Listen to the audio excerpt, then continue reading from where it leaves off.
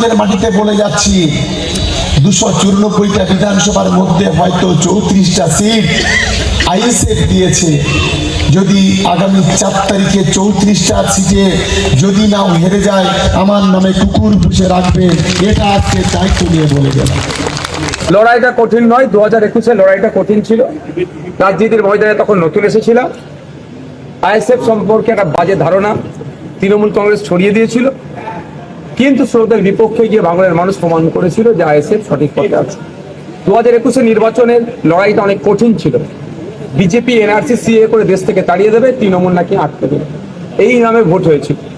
2026 বিগত 5 বছরে আইনসভার মধ্যে থেকে আইনসভার বাইরে, আইনসভার মধ্যে থেকে আইনসভার বাইরে মানুষের জন্য লড়াই করেছি, ভাঙড়বাসীর জন্য লড়াই করেছি, রাজ্যের মানুষের জন্য লড়াই করেছি, দৃষ্টান্ত তৈরি করেছি।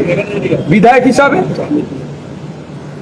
পশ্চিমবাংলার এক প্রান্ত থেকে অপর প্রান্তে অন্যায় অনাচার হলে সেটা পৌঁছে গিয়েছে ভাঙড়ের বিধায়ক হিসাবে। সুতরাং এই লড়াই 21-এর মতো টাফ লড়াই নয়। এই লড়াই ভাঙড়ের মানুষ আমাকে এবারে আশা করছি ডবল মার্জিনে জিতিয়ে বিধানসভার মধ্যে। 2021-এর আগে অনেক অশান্তির পরিবেশ ছিল। 2021-এর সময় আমরা চেষ্টা করেছি অনেকটাই কন্ট্রোলে আনা, সাধারণ মানুষকেও এবং বিরোধীদের, আমাদের যারা বিরোধী তাদের কাছেও বলি। 2023-এর পঞ্চায়েত নির্বাচনের পর থেকে ভাঙড় হিংসা হয়ে উঠে।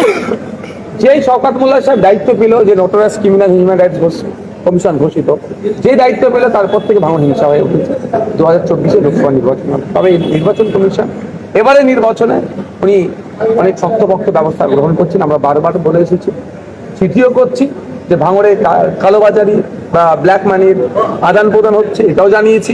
এবং যেভাবে বোম মারতে গিয়ে চালতাবেড়িয়াতে স্পট ডেট হয়েছে একাধিক মানুষ, এবং সাথে সাথে এদিকে আসুন, সাথে যেখানে ওহিদুল ইসলাম বলে যে নেতা আছে তৃণমূলে, সে এখন গায়েব, ওখানেও তদন্ত হওয়া দরকার। আমরা চাইবো ভাঙড়ের মানুষ শান্তিপূর্ণ ভোট হোক, ভাঙড়ের মানুষ